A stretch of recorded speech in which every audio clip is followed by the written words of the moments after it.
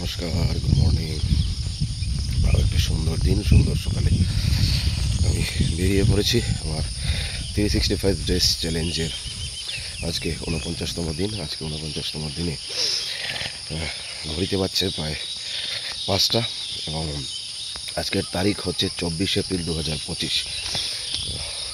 এই সময়ে আমি বেরিয়ে পড়লাম এবং আজকে আমার লক্ষ্য হচ্ছে 5 কিলোমিটার হাঁটা, আধা ঘন্টা নিজেকে ব্যায়াম করা এবং তারপর কিছুটা সময় মেডিটেশন করে আমার আজকের সকালটা শুরু করা।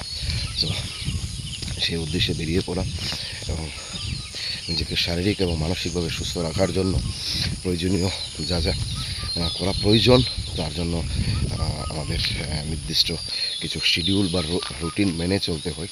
সেগুলো যদি না মানা হয় তো হঠাৎ করে বডিতে ক্র্যাম আসতে পারে, বা একদিন যদি আপনি বেশি পরিমাণ শারীরিকভাবে নিজেকে পরিশ্রম করেন তাহলে পরের দিন সেটার সাইড এফেক্টগুলো দেখা যায়। তো আস্তে আস্তে এবং নিয়মবর্তী অনুযায়ী আপনাদেরকে যারাই এই শারীরিকভাবে নিজেকে মানসিকভাবে সুস্থ রাখতে চান তারা একটা সিস্টেম ওয়াইজ চলতে হয়, এর জন্য একটা রুটিন ফলো করতে হয়। তো চলুন বন্ধুরা শুরু করি। যারাই প্রতিদিন ঘুম থেকে উঠে নিজেকে সুস্থ রাখতে চান তাদের জন্য রইল অসংখ্য শুভেচ্ছা।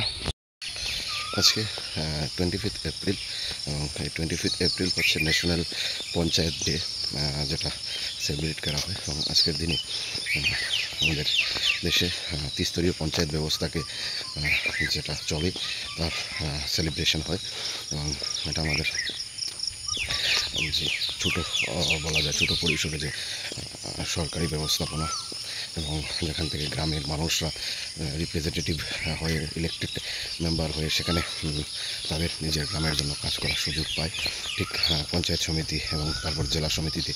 সো আজকের দিনটা তাদেরকে ডেডিকেট করে এবং আজকের দিনটা পঞ্চায়েত ডে সেলিব্রেট করা হয় 25 এপ্রিল এভরি ইয়ার।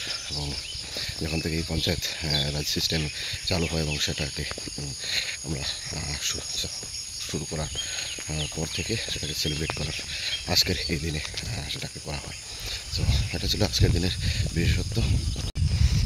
সম্ভাবনা নিয়ে আসে আমাদের জীবনে, যেগুলো আমরা গতকাল করতে পারিনি, অসম্পূর্ণ কাজগুলোকে আজকে আবার করার জন্য করুণাময় সর্বশক্তিমান সৃষ্টিকর্তা সবাইকে সেই সুযোগটা দেয়।